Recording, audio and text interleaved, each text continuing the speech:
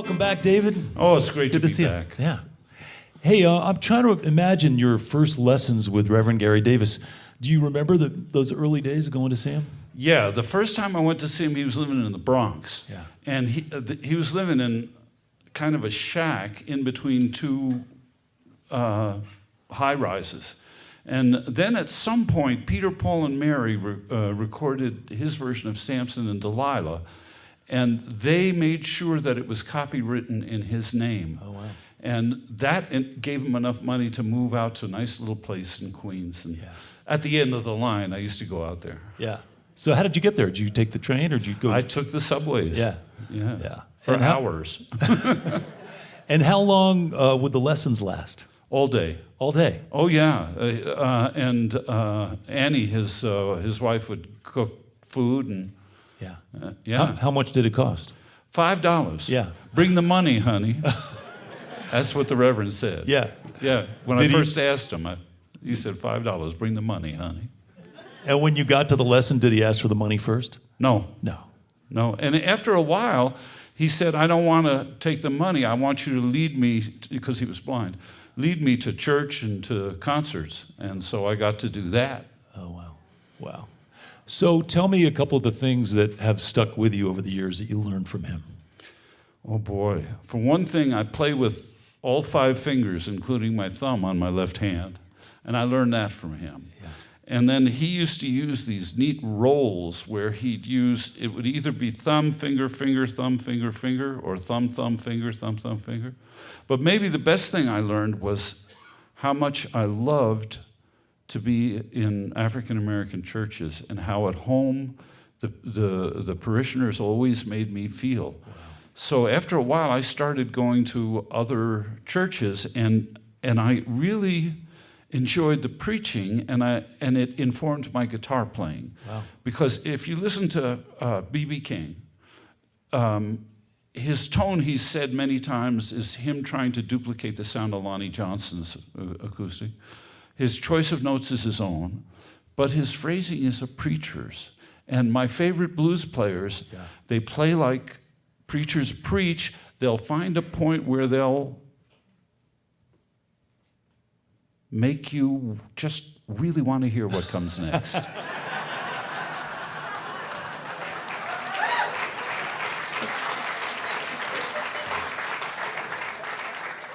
That's so cool.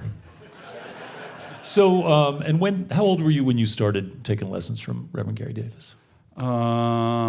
Good question. I never thought about that before. Yeah. I think I was maybe 18, Yeah. 17, 18, 19, somewhere in there. And there was a community of fingerstyle guitar players and others who were, he had a bunch of students. He had Yes. a lot of students. Yeah, he had a lot of students. You may have been his favorite, but he had a lot. Yeah, I don't know that it was his favorite, but he Yeah. had a lot of them. And so, did you get together with other players who were studying with him and compare notes and say, hey, did you learn this thing, or was it just more of a private journey for you? It was more private, and I really wish I'd taken more advantage of it. The guy who got the most from the Reverend and was closest to the Reverend was a great guitar player named Stefan Grossman. Oh, yeah. And Stefan and the Reverend were really, really close. Yeah, and what I like about hearing you describe your experiences in those African American churches is that it gave you this other thing, this other understanding of how to communicate. Because if nothing else, for all of your career, you have been a great communicator with an audience.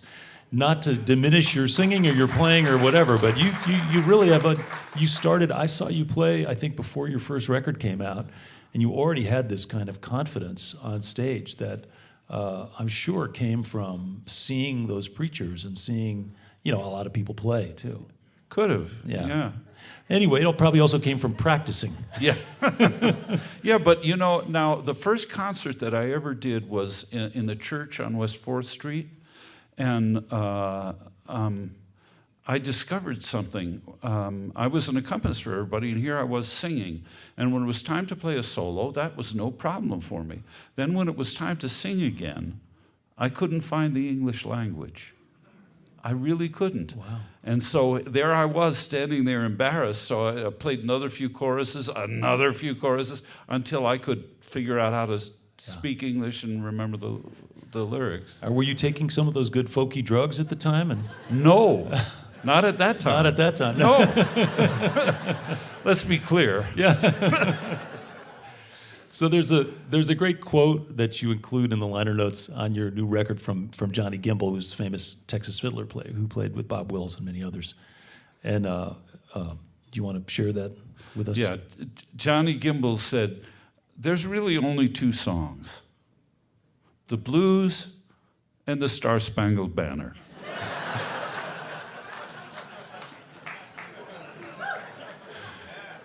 So with that in mind, how do you explain your interest in Irish music or fiddle tunes or traditional Appalachian music, and because that's blues in another form too? It's soulful. Yeah. And if the music is not soulful, I haven't got time for it. Yeah. If it is soulful, I've got all the time in the world. Yeah, that's wild. Now, I want to mention you worked with Larry Campbell on this new record, and he's someone you must have known from back in the day as well. I produced some sessions that he was playing on. And then years later, actually, I met him when he was playing with John Harold. Oh, wow. From the Greenbrier Boys. Yeah. Yeah. Yeah, and you remind me of him in a lot of ways. John Harold? No. Larry Campbell. Oh, yeah. I thank you. I think Larry's amazing and great, so thank you. That's a great compliment. I He's appreciate a brilliant, brilliant it. musician. Yeah, he's a great player.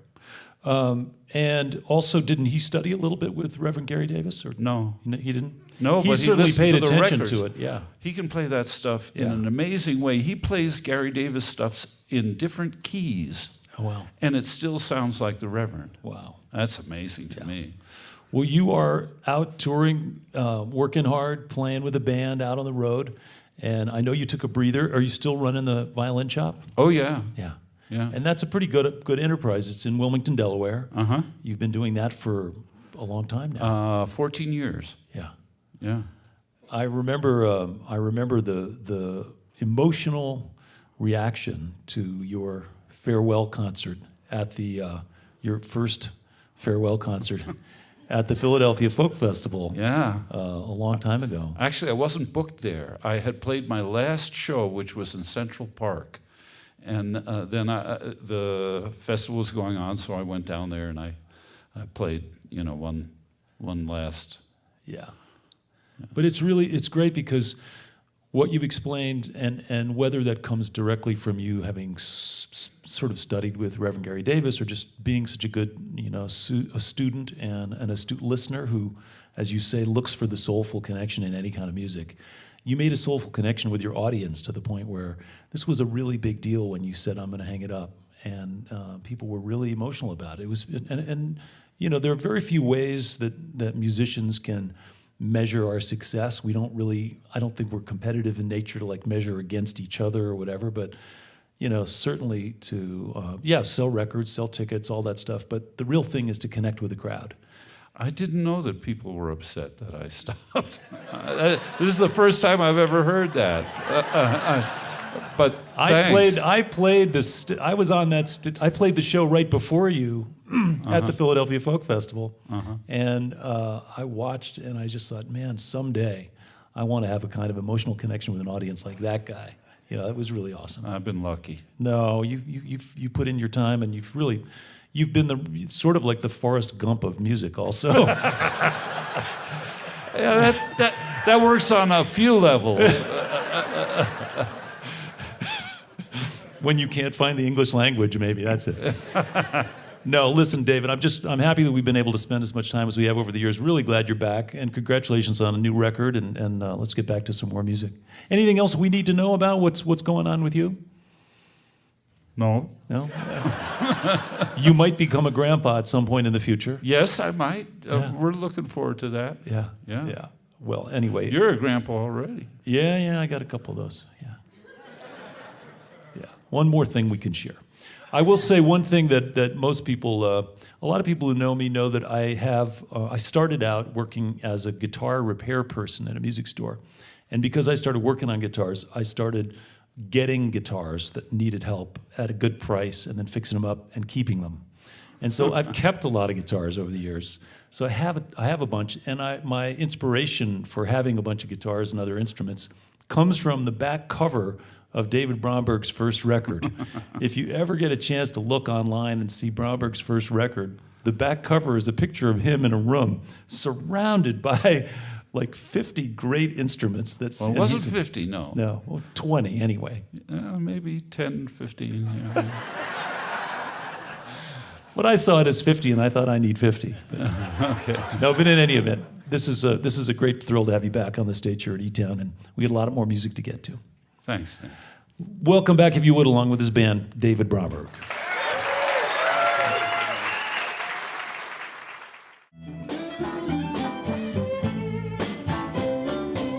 They'll take your farm and your crops, take everything that you got, then left behind your back. Hi, this is Nick Forster from eTown. If you want to stay up to date with all the performances, interviews, and behind-the-scenes footage, click the subscribe button. Thanks.